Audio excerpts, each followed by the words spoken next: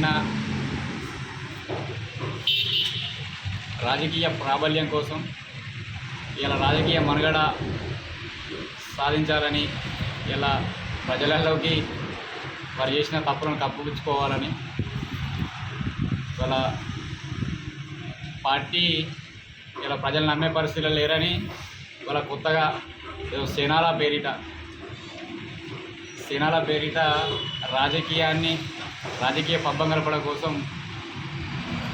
తంగల్పల్లి మండలంలో సమావేశాన్ని ఏర్పాటు చేసుకొని కేటీఆర్ సేన అని ఇలా ప్రభుత్వం మీద, కాంగ్రెస్ పార్టీ మీద చాలా అవాకులు చివాకులు పేలుస్తూ ఉన్నారు. ఏదో కాంగ్రెస్ ప్రభుత్వం ఇచ్చిన 6 గ్యారెంటీలు అమలు చేయాలంటూ ఇలా కాంగ్రెస్ ప్రభుత్వం ఏర్పడ్డ వెంటనే ఇలా 6 గ్యారెంటీల అమలు చేస్తూ ప్రజల్లోకి వెళ్తున్న మాటను ఇవాళ వారందరికీ గుర్తు చేస్తున్నాం. ఎందుకంటే కాంగ్రెస్ ప్రభుత్వం ఏర్పడ్డ వెంటనే ఇలా ఉచిత బస్ ప్రయాణం కావచ్చు మహిళలకు, ఇవాళ 200 యూనిట్ల వరకు ఉచిత విద్యుత్తును, ఇలా 2 లక్షల లోపున్న రైతు రుణమాఫీని చేసిన ఘనత ఇలా కాంగ్రెస్ ప్రభుత్వానికి ప్రజాపాలనకు దక్కిందన్న విషయాన్ని వాళ్ళు గుర్తెరగాలి. వాళ్ళ గత 10 సంవత్సరాలు టీఆర్ఎస్ పార్టీ అధికారంలో ఉండి రైతులకు రుణమాఫీ చేసిందా అన్నది ఒకసారి గుండె మీద చేసుకొని ఆలోచించుకోవాల్సి వస్తుంది.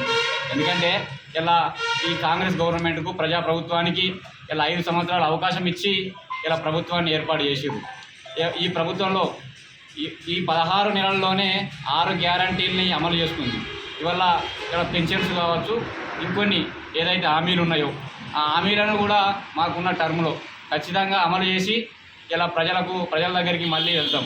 ఇలా ఇందిరమ్మ ఇండ్లను ఇచ్చినాం, ఇవాళ 500కే గ్యాస్ సిలిండర్ ఇచ్చినాం. ఇవన్నీ ఇచ్చుకుంటూ పోయినా కూడా ఇలా వాళ్ళకి ఏది తెలియక ఇలా మేము ప్రతిసారి వాళ్ళు చెప్పినప్పుడల్లా మేము పదే చెప్తున్నాం. ఇక చెవిటివారి మీద శంఖం మూదినట్టుగానే అవుతుంది అది.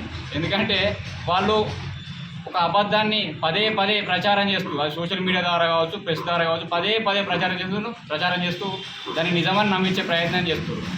కాబట్టి వాడు అనేది తిప్పికొట్టాలి. కాబట్టి ఇలా మీ సమావేశం ఏర్పాటు చేయాల్సి వచ్చింది. ఎందుకంటే వాళ్ళ పార్టీని ప్రజలు నమ్మే పరిస్థితులు లేరు. టీఆర్ఎస్ పార్టీనో అది ఏ పార్టీనో ఫస్ట్ టీఆర్ఎస్ వాళ్ళు తెలుసుకోవాల్సిన అవసరం ఉంది. ఎందుకంటే వాటిని ప్రజలు నమ్మే పరిస్థితులు లేరు. అందుకని ఇలా సేనాల పేరిట ముంగడికి వస్తారు. ఇలా సేనాలను ఏర్పాటు చేసిన వాళ్ళు ఒకసారి ఆలోచన చేయాలి. 2013లో కేసీఆర్కు హరీష్ రావుకు గాడిద కట్టి ఊరేగించారు. ఇలా అప్పుడు గాడిద అయినోడు ఇలా దేవుడు ఎట్లా అయిండో ఒకసారి ప్రజలకు సమాధానం చెప్పాలి. ఆనాడు గాడిద అని నువ్వే చూపెట్టినావు. గాడిదని ఇలా సాక్షాత్తుగా పేపర్లు వచ్చిన ప్రకటనలే మీరు చూపెడుతున్నాం. ఇలా గాడిద ఇవాళకి దేవుడు ఎట్లా అయిపోయిండో ఒకసారి ప్రజలు ఆలోచించాలి.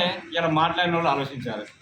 ఇలా రాజకీయ పబ్బం గడుపుకోవడం కోసం, పైసలు సంపాదించుకోవడం కోసం ఇలా ఆ సేనాలలో ఉన్నోళ్ళే ఇన్ని రోజులు భూమాఫియాలు చేసిర్రు, ఇసుక మాఫియాలు చేసిర్రు.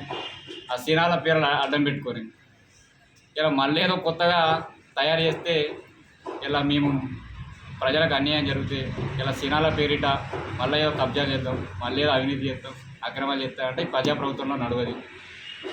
ఈ ప్రజాప్రభుత్వంలో ప్రజలకు న్యాయం చేస్తాం, ప్రజలందరి పక్షాన నిలబడతాం.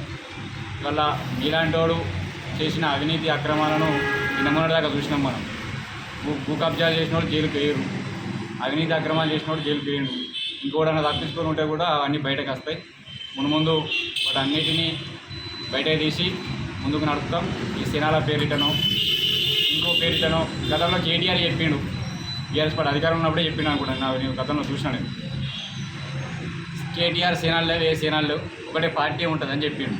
మరి ఇవాళ ఎందుకు సేన గుర్తొచ్చిందని అడుగుతున్నాను. కేవలం మీ కుటుంబ రాజకీయం, మీ పార్టీలో మీ ప్రాబల్యం చాటుకోవడం కోసం మాత్రమే ఇది చేస్తుంది తప్పితే ఇంకొకటి లేదు. సరే మీ రాజకీయం మీరు ఏమని చేయరు, కానీ ఇక్కడ ఉన్న యువతను, ఇక్కడ ఉన్న ప్రజలను మభ్య పెట్టద్దు, మాయ చేయొద్దు, పక్కదారి పట్టించద్దు అని విజ్ఞప్తి చేస్తున్నాం. ఎందుకంటే సేనాల పేరిట ఇన్ని రోజులు చేసిన అవినీతి ఏంది, అక్రమాలు ఏంది, వాడిని వీడిని బెదిరించి చేసిన దందాలు ఏంది అన్నీ తెలుసు మాకు.